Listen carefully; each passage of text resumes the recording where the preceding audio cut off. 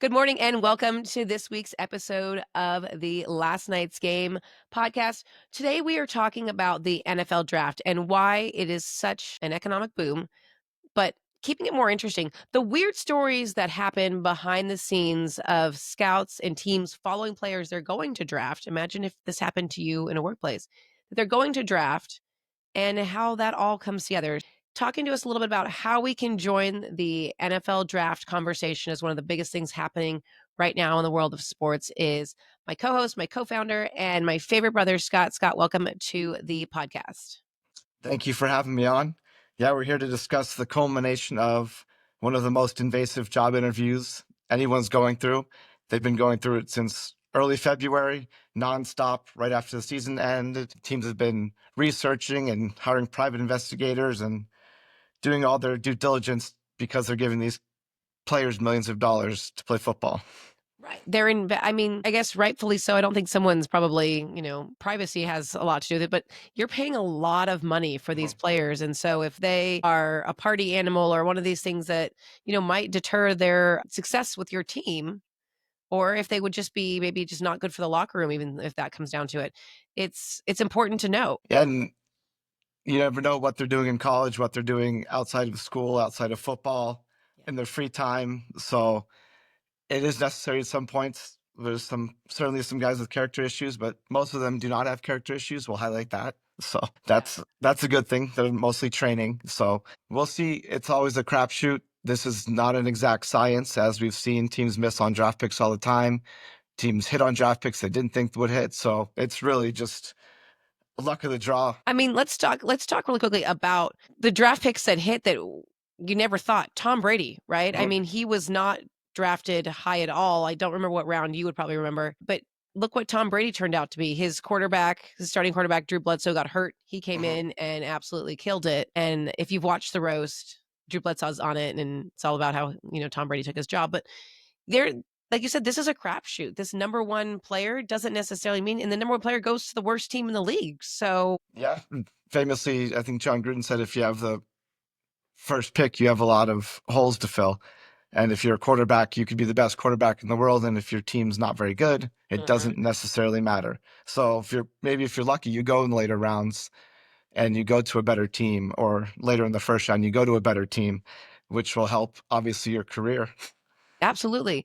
Well, and we talk about Mr. Irrelevant. So Mr. Irrelevant is Mhm. the last pick in the NFL draft because really, truly, really doesn't have a chance of making an NFL roster. Better chance than I have, obviously. Maybe. We can assure that.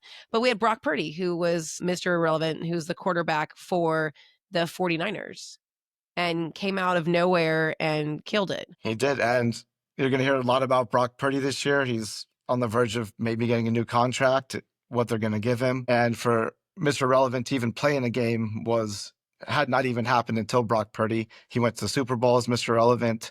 And now to get even a second contract that's going to be, you know, 50, $60 million is unheard of. So it's an exact science, like we said, no matter how much research you do. So if you're diving into this conversation and you're Mhm. going to talk about the NFL draft, you're going to talk about football with your football friends. We're going to give you some good things. The stories are great, but Mr. Yes. Irrelevant is a phenomenal one. There's a whole like charity sector to them that they do a meeting every year, and Mhm. it's a whole like little clan that they've got put together, and it's really cool to see that. But let's talk about this year's draft. A Yes. couple of years ago, they started rotating the draft's location.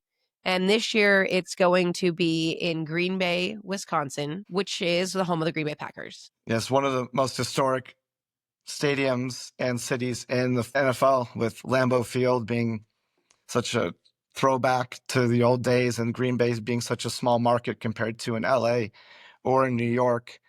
And like you said, the NFL chases ratings, chases money. So they started moving the draft to different cities. We've had it in Las Vegas, Nashville. Detroit last year was the largest draft we've ever had as far as attendance goes, with like 750,000 people showing up. Crazy. So yeah, NFL took it on the road. They're really doing an experiment this year, going into a small market like Green Bay, which is, kind of a small town. It's got about 5,000 hotel rooms, and in the surrounding area, there's only about 10,000 total. So it's going to be interesting to see what kind of attendance we see, especially people want to go to this historic venue. Absolutely. Well, Airbnb is gonna be, hot.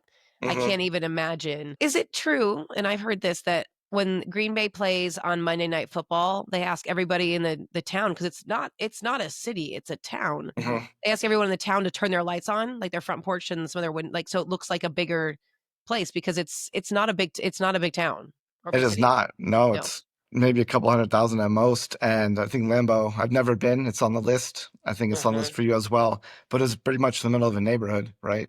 Right. So you've got houses right there. Yeah, So yeah, look as bright as you can in Green Bay.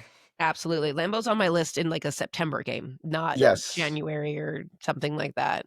Hey, you know what? Maybe I did Pittsburgh in January, so maybe Lambeau in January. We'll have to compare.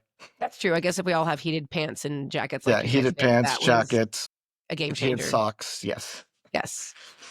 Thank God for technology. So I guess talk to me a little bit about this year's draft. We've realized there's a huge economic impact for the Mhm. city, obviously, but talk to me about the economic impact on the field. Who are these players that we need to be watching?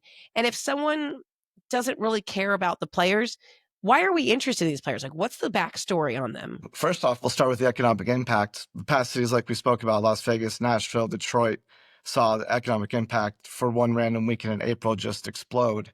And for Green Bay, they're looking at about 20 million for the city and 90 million for Wisconsin, which are pretty astronomical figures. The kind of thing is going to generate as much as three Packers home games. So Awesome. 2 to 3, 4 days in Green Bay is going to be a massive impact for the entire city. Hopefully, those small restaurants and 5,000 hotel rooms will be filled up.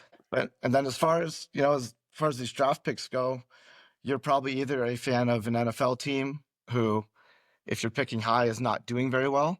So this, for a lot of teams, is maybe the most exciting portion of the season because we haven't played a game yet. Hope springs eternal. Like this Mhm. guy's going to change your franchise. You're going to go undefeated, even if you had the first pick. So you have excitement from that, and then there's so many college football fans as well. Then you get to see these guys from your college get drafted, and until the season starts, they have the potential to change Yeah. the Change the world. franchise. Yeah. So you get both worlds of college football and NFL right now, with nothing else to do but ponder and think about what could be. So let's talk about, so obviously that the word number one draft pick is Mhm. sort of the big thing, right? If you go number one, big deal, big money, and the money Mhm. trickles down and gets smaller as you obviously go Yes. further down. In the first round, who should we be watching? Like, who's like the most overrated that maybe we could talk about being overrated, but then who's like maybe the one we should really like, the number one draft pick that we should be paying attention to? And they could be the same person, to be quite honest. That's a tricky question this year because there's really in years past, we've had number one prospect. This guy's going number one. Like he is the top guy. We don't necessarily have that this year. It's kind of mixed opinions. So the draft goes in cycles. Some years you're going to have, that can't miss guy number one. And maybe this year we don't necessarily have that. I mean, last year we had 6 quarterbacks taken in the first round. This year we'll have 2, maybe 3. So we don't necessarily have that franchise changing guy. We don't know. Mhm. But I think the most interesting guy well, there's two, and they're both from the same college. Travis Hunter went to Colorado, won the Heisman. He wants to play both offense and defense, and it's going to be very interesting to see where he goes. I mean, likely top 3, but we don't know which order it's going to go in. And he is a little bit smaller, but that I'm not going to hold that against him because he's a phenomenal football player. But that's kind of where we stand with Travis Hunter. He wants to play both offense and defense and doesn't want to go to a team that won't let him. Got it. Was that is people have do people typically do that? I feel like No, Was Deion Sanders both offense and defense? Or did I just make that? sporadically, maybe Okay. sporadically, Well, that not. was his coach, so maybe Yeah, that's where he learned it from, right? They're exactly. both he's coming from Colorado. Yes, and that's why he went with Dion when he was at Jackson State over these top colleges because Dion was going to let him do both offense and Mm, defense and, build him that way. So it's a phenomenon like we've never seen. Almost like it's a bad comparison maybe with like the Shohei Ohtani, who's the Dodgers pitcher and hitter. mhm. This is like something we've never seen if he can go both offense and defense consistently. Okay, so we've got, Travis Hunter.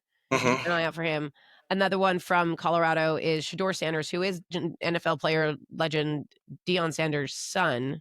Yes, and I mean he's not necessarily projected to be the top quarterback. That's Cam Ward out of Miami. likely going to the Titans at number one, but he's intriguing because depending on who you talk to, he could either go number two or three or late in the first round or fall out of the first round. So it's Who kind of knows? mixed opinions on him. That's where this inexact science comes in because Yep. we'd have no idea. Colorado, Dion took over what a 1-10 program and in 2 years turned it around, but they didn't win like a major national championship or anything. So he Mhm. didn't necessarily have the same players around him that maybe a guy at Miami might. So Yeah. you can't really project it. That makes sense. And I will say they did they are retiring both of their jerseys at Colorado. Oh, So okay. the 12-1 are getting retired. Hopefully that's to help boost their draft stock. Hopefully so. That's really interesting. Yeah. Well, it's because Oh, Dion can do whatever he wants. he's right. That's exactly how that works. And he's Yeah. got a big contract renewal too, so Yes. he's He been doesn't killing care. it. Yeah.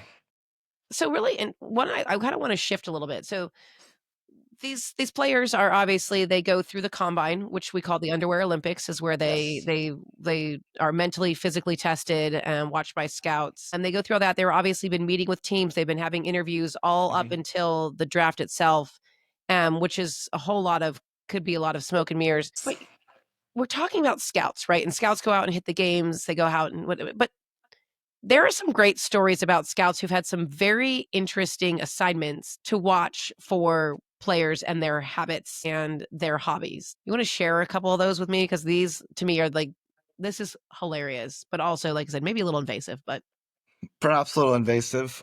Yeah, these scouts have to do on and off the field work. On the field is just half the battle. We've some stories I share with you. One of the best ones, maybe not necessarily for the player, was there's we'll leave his name out for the moment. Oklahoma State, a top wide receiver. It was rumored that he liked to go to the same bar every day for long periods of time. And so one of the teams sent a scout to post up at this wonderful bar at Oklahoma State at these time periods and see how many times the player came in to drink. And he came in every day at the same time for an extended period of time. So and this, early, if I remember correctly. He and came in at like 3 PM. he was hitting the happy hour and then staying past happy hour every day. So this scout's job was to sit in the bar and just document how many times he came in and for how long. Well, so I asked my friends at Oklahoma State if they'd Yes. ever heard of the cross-eyed cricket, which has Cross-eyed cricket. since turned into roosters. It's besides the penny, apparently. Oh, okay.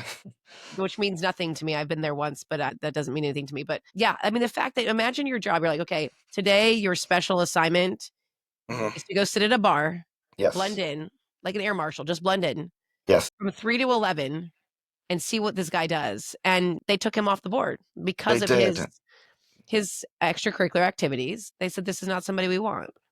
They did. They took him off the board, which means when you get taken off the board, they're not going to draft you no matter what. And they turned out to be right because this player was not able to Rise to the occasion? rise above his drinking habits Habits. and didn't last that long in the league because of it. So they That's were really absolutely right interesting. to do it. Someone must have obviously tipped them off to Yeah, that, it would be my of course. guess. Yeah. What else do we have for Um, fun stories? It's funny you mentioned air marshals. This story is not as bad. Jameis Winston out of Florida State. They had a scout tail him on his flight, like to various locations, just to see his how he acted, how he interacted, and Interesting. just sit in the background and go on the flights and just observe. But didn't Jameis Winston, he had a bit of a like, didn't he steal lobsters or something? I don't know why that sticks in my head, but Yeah, there were some questionable character decisions he made. I mean, not necessarily terrible. just dumb. At the time, it was known that Florida State players could go to a local supermarket. I mean, nowadays it wouldn't even be a big deal, and they could get free crab from the supermarket. And just because he had so much spotlight on him, he was the one that got in trouble for getting the free crab. Got it. Okay. So So he yeah, there wasn't were some other stealing it, things, but not necessarily like terrible things, but just bad choices. minor character issues that I guess you would just want to watch someone on a flight, which you can't really steal crabs on a flight, I don't think. So I guess you could. Okay, well, that'll be interesting. Will be interesting if anything comes out after this yes. draft and if any of that. I mean, I'm sure these teams keep their secret, like these tactics kind of below board because they want to be able to use them again. Yeah, we don't find these out till like a decade later. So what Yeah, they're doing now, we won't know about for a long time. And especially with social media, a lot of these teams don't have to do much. They just pull up your social media and look at that's what you're true. doing. Yeah. Most people nowadays tell on themselves. So you don't have to do any work. You just pull up their Twitter or their Instagram or TikTok and see if they're out in nightclubs every night or what they're doing. True, good point. So one of the other cool things about the draft is the fact that we have guest announcers. So the Mhm. first round, Roger Goodell comes out and announces each team and their pick. You will, if you watch the draft, you'll hear him be booed. That's just now become tradition. He just Yes. gets booed no matter what. And he comes out and makes the announcements. But then they start the further rounds because there's 3 days Yes. worth of the draft. And as we go along, they bring in the local law enforcement and other celebrities from Green Bay. And then they'll bring in one is they're doing a make wish. The Broncos are picking a kid who's a make wish kid, and this was his wish. And pretty amazing opportunity for him. It'll give Roger, who unfortunately now has embraced the booze, which isn't as much fun because every team's fan base thinks he hates them. So it's kind of sad that he embraced the booze now.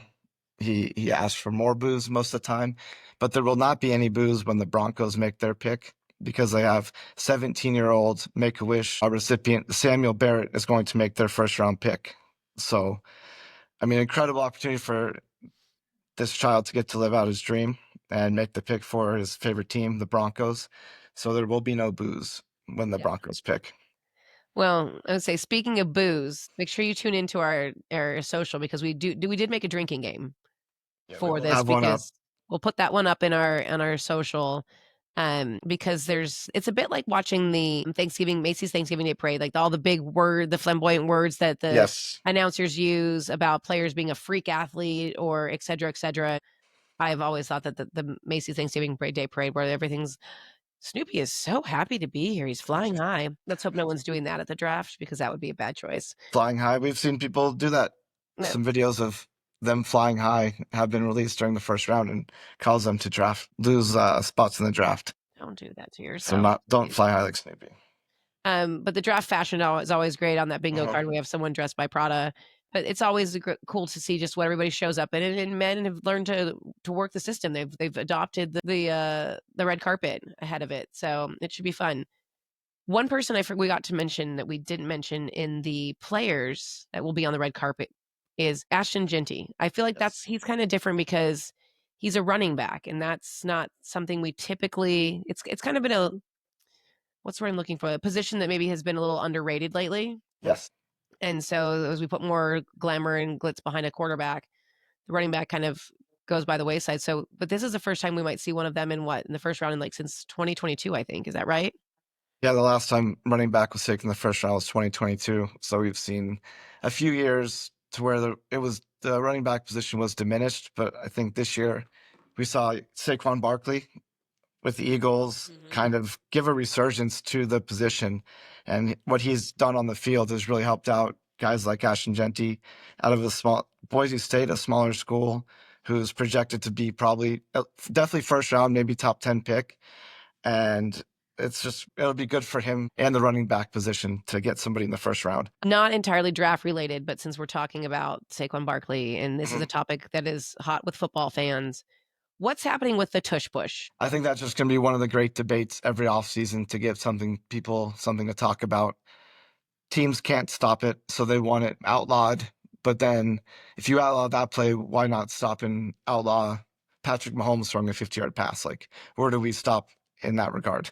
Yeah, and so for people who don't know, the tush push is the kind of the Eagles' go-to Mhm. move that is really just unstoppable. That is a player being literally pushed by the defensive line up and over through the Yes. offense, or excuse me, from the offensive line up and over and through the defense, and it's just unstoppable because you've got 2,000 pounds of men pushing Matt, one guy through there with the ball. yes. It's kind of like if you don't like it, just stop it, right? Like, that's kind of Hey, the philosophy.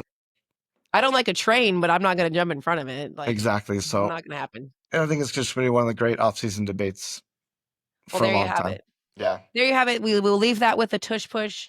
Of course, Can we there do one you more little can. last Yes. point? As you mentioned, it's smoke and mirrors leading up to the draft. From the combine to the draft is all smoke and mirrors. You're going to hear a lot of rumors from a lot of teams, maybe teams leaking information that would hurt a player. And that's usually teams that draft later in the first round and they want his draft stock to diminish. So don't believe a lot of rumors and things that come out maybe a day or two before the draft. Got it. Okay, noted. Fact check, always. Yes. Well, Scott, thanks for filling us in on the NFL draft that's happening this week, as well as the the NBA playoffs and the NHL playoffs. So there's a lot happening in the world of sports. Follow us on social at Last Night's Game. And thanks, Scott, for being here. Thank you.